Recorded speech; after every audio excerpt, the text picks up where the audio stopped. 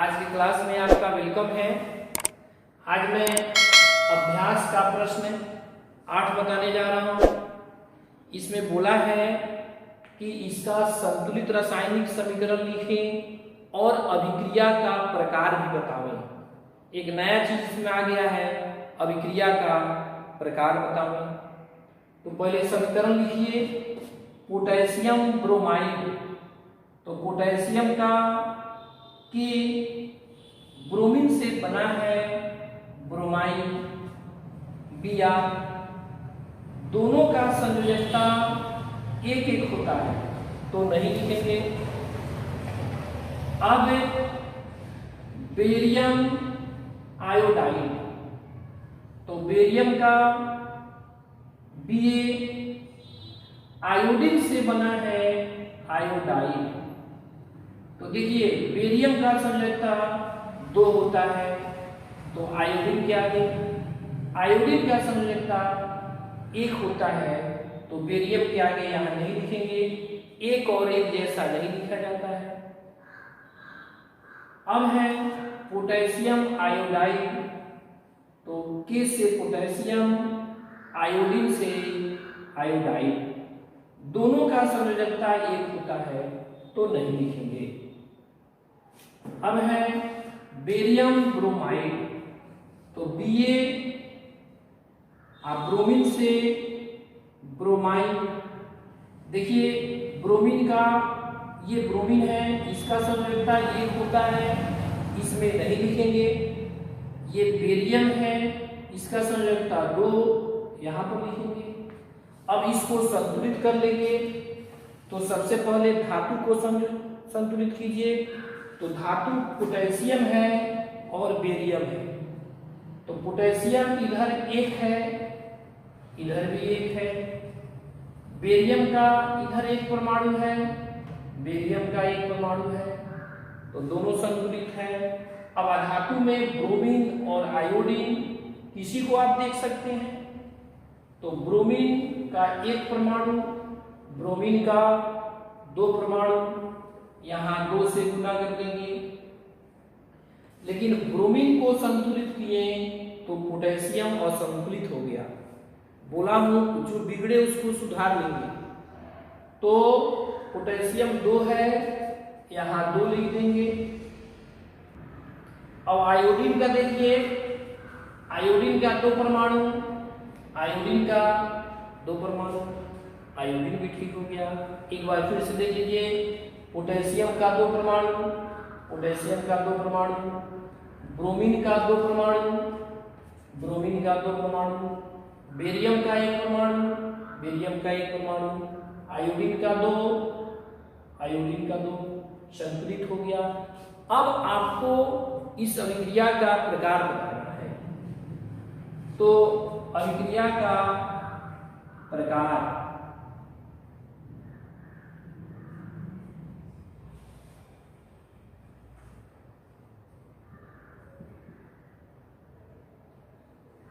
देखिए इसमें बेरियम और पोटेशियम में आदान प्रदान हुआ है।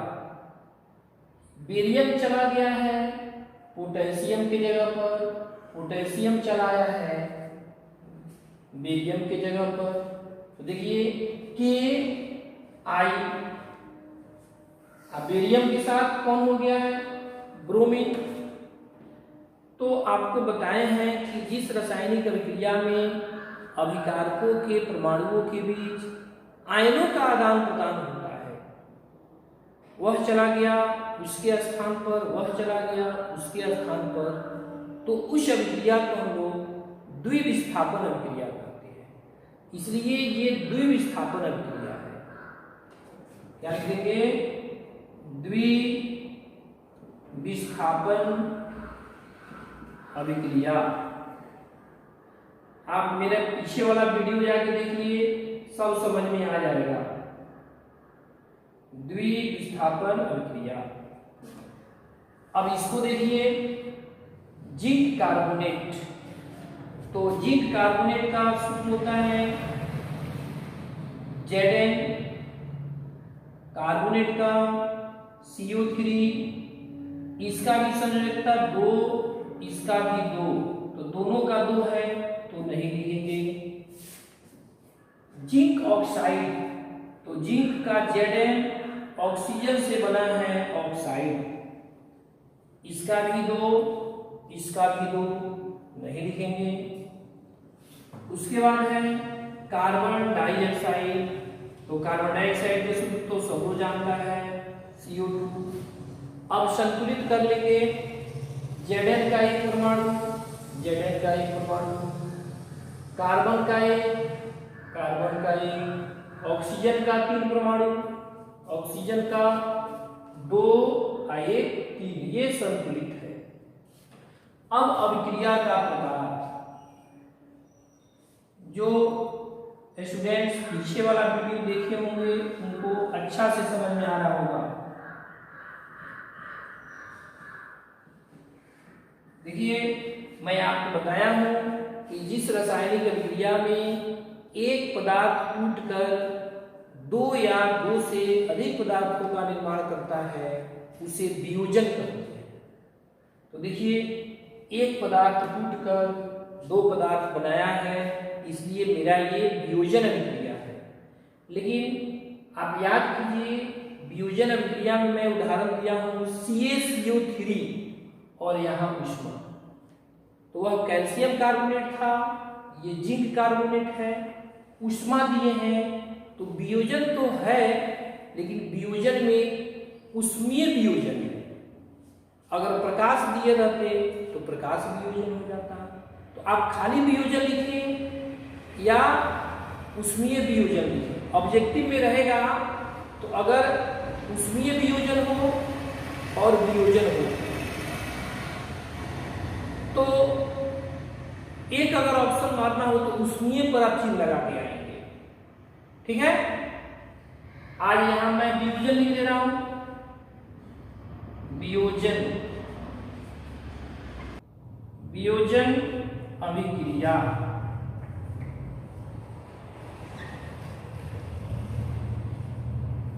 ठीक है। तो ए हो गया, बी हो गया। अब चलिए सी में। अब सी देखिए तो हाइड्रोजन, तो हाइड्रोजन सिर्फ H नहीं लिखेंगे, H2 लिखेंगे। बहुत बार मैं बताया हूं, अधातु है। क्लोरीन Cl नहीं, Cl2, हाइड्रोजन क्लोराइड, तो H मीन्स हाइड्रोजन और क्लोराइड का Cl, इसका भी संयोजकता है, इसका भी एक राबसा। अब संतुलित कीजिए, हाइड्रोजन है, क्लोरीन है, तो पहले क्लोरीन को बाद में हाइड्रोजन को, तो क्लोरीन का 2 परमाणु, देखिए 1 परमाणु 2 से गुना कर देंगे। अब हाइड्रोजन का 2 परमाणु, हाइड्रोजन का 2 परमाणु संतुलित हो गया।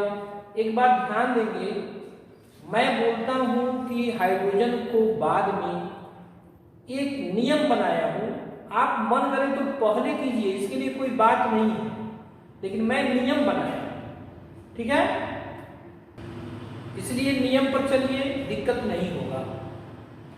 अब देखिए मैग्नीशियम Mg, प्रकार बाद में बताता हूं। मैग्नीशियम का Mg, देखिए ये धातु है, ये अधातु था तो 2 लगाए थे, धातु में नहीं लगाएंगे, बताया हूं मैं। हाइड्रोक्लोरिक अम्ल, हाइड्रोक्लोरिक अम्ल को HCl लिखते हैं। देखिए ये हाइड्रोक्लोरिक अम्ल है या हाइड्रोजन क्लोराइड है, यही हम लोग के पेट में होता है, भोजन को पचाता है हाइड्रोक्लोरिक अम्ल। याद रखिएगा, परीक्षा में पूछता है उदर में, पेट में कौन अम्ल होता है, ऑब्जेक्टिव के लिए बहुत इंपॉर्टेंट है। तो यही हाइड्रोक्लोरिक अम्ल या हाइड्रोजन क्लोराइड, इसका भी संयोजकता 1 है, क्लोरीन का भी 1 है, नहीं लिखाएगा। अब है मैग्नीशियम क्लोराइड, तो Mg क्लोरीन से बना है क्लोराइड। मैग्नीशियम का संयोजकता 2 होता है क्लोरीन के आगे, क्लोरीन का संयोजकता 1 होता है, यहाँ नहीं लिखेंगे। प्लस हाइड्रोजन, तो हाइड्रोजन H2 लिखेंगे। अब संतुलित कीजिए पहले धातु को, तो मैग्नीशियम का 1 परमाणु, मैग्नीशियम का 1 परमाणु, धातु में हाइड्रोजन है क्लोरीन है, तो हाइड्रोजन को बाद में, क्लोरीन को पहले, क्लोरीन का 1 परमाणु, क्लोरीन का 2 परमाणु, यहाँ 2 से गुणा कर दिया। अब हाइड्रोजन का 2 परमाणु हो गया, हाइड्रोजन 2 परमाणु संतुलित हो गया। अब रासायनिक अभिक्रिया का प्रकार बताना है। रासायनिक अभिक्रिया का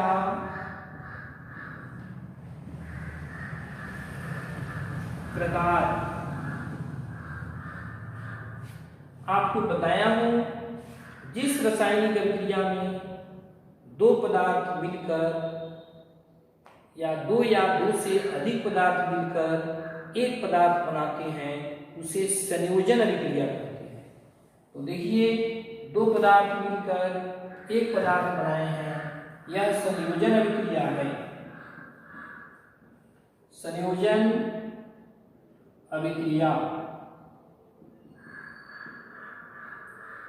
इसमें देखिए मैग्नीशियम जो है हाइड्रोजन को हटा दिया है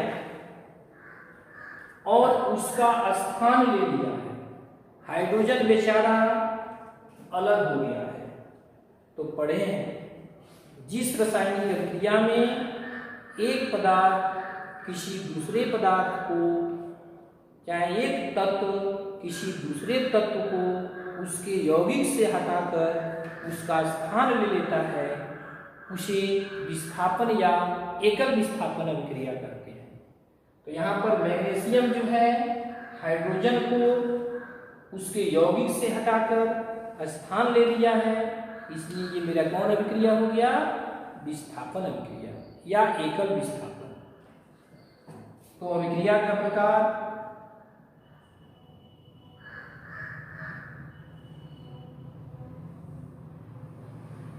आप सिर्फ अभिक्रिया का प्रकार लिखिए या रासायनिक अभिक्रिया का प्रकार, दोनों सही है।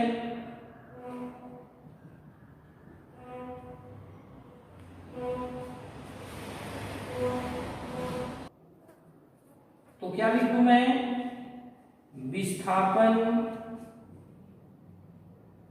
अभिक्रिया।